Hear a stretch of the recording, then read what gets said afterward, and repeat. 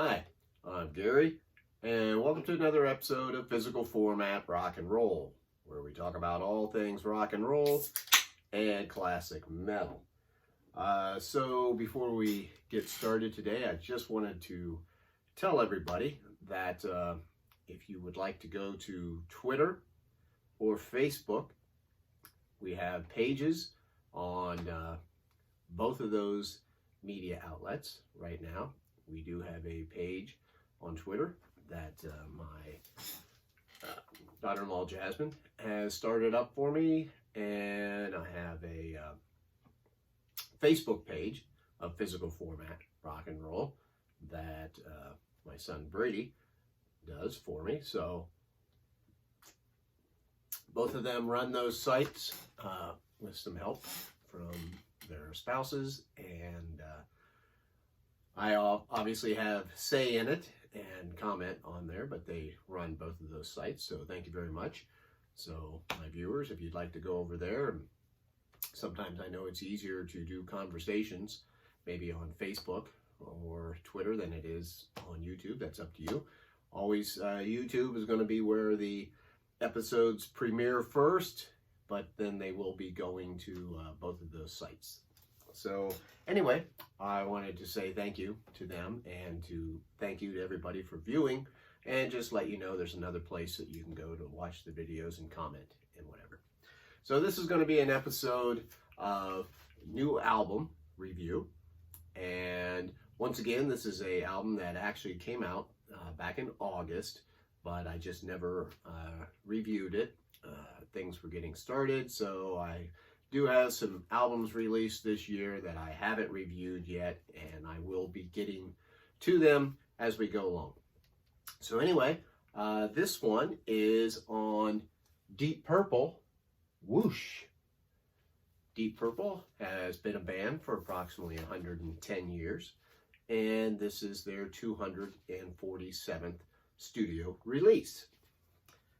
Obviously, that's not true, but they are a veteran band, right? They've been around forever. This is actually their 21st studio album, I believe.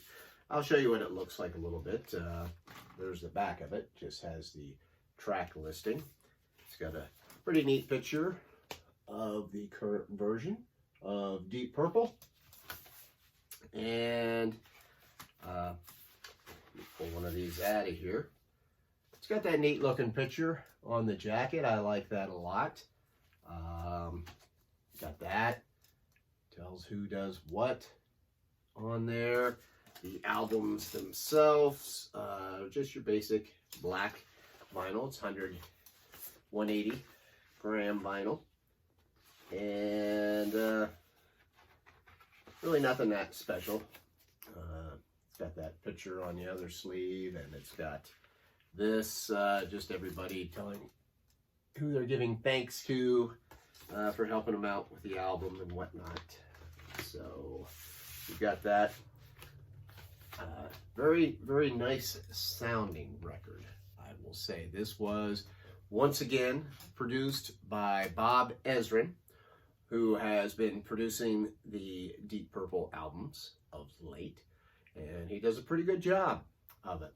The current band, if you're not aware, I imagine a lot of you are, it's made up, of course, of Ian Gillan on vocals, Roger Glover on bass, Ian Pace, the ever amazing Ian Pace on drums, Steve Morse on guitar, formerly of Dixie Dregs, and Don Airey on keyboards, who obviously replaced the late great John Lord a few years ago when he passed away. This is a good version of the band. Steve Morse has been in Deep Purple for years. So, you still occasionally hear people, talking about, well, Richie Blackmore is not in it. Richie Blackmore hasn't been in it forever, okay? And he doesn't want to be in it. He did finally do that thing there a year ago where he got Rainbow, a version of Rainbow, back together to do a couple live shows or whatever, but he hasn't really done anything beyond that. Before that, he was just doing Blackmore's Night with his wife, Candace.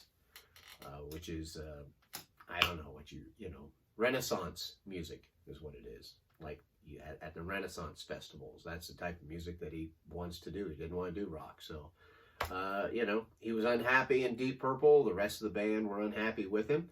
So he quit. They got rid of him. I don't know how it all came to be. I imagine he quit.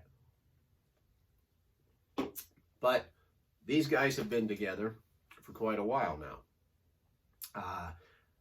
The first thing you have to do when you listen to a Deep Purple record now is understand that this is Deep Purple now.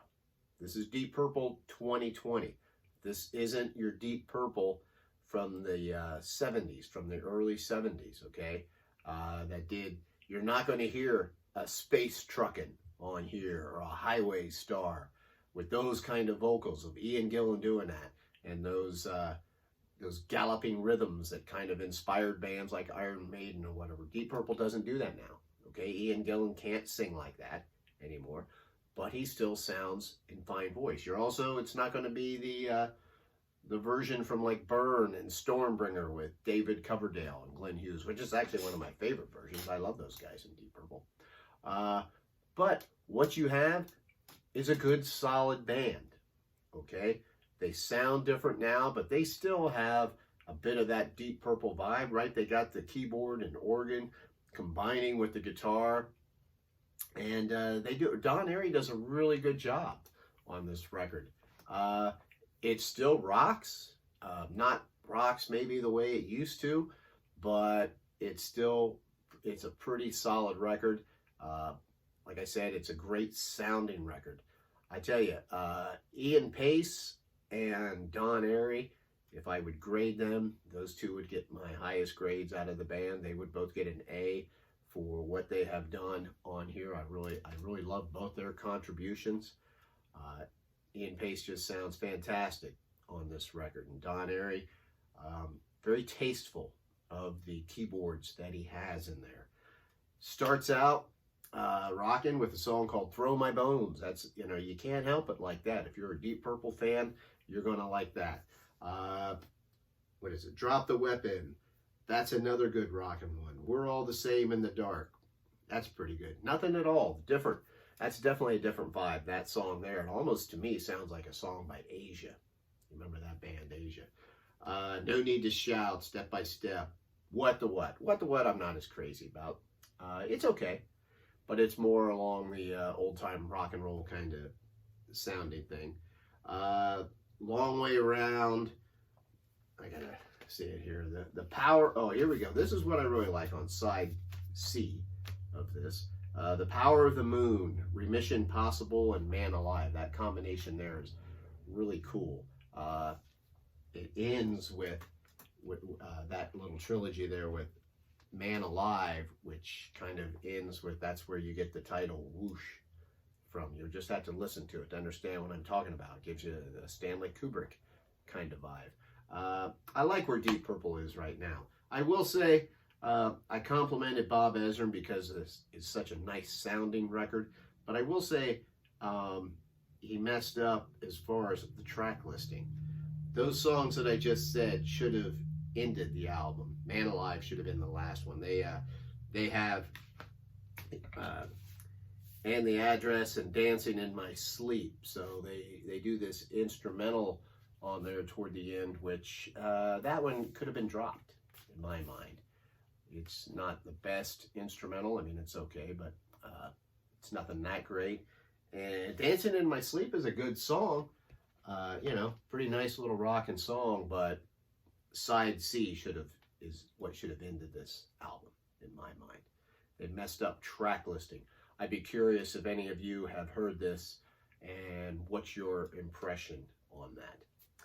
But anyway, overall, pretty good record. I can't rate it as great as some of that other early Deep Purple music that they did, but considering the age of these guys, they are still doing pretty good, pretty solid records. It's still a very enjoyable record.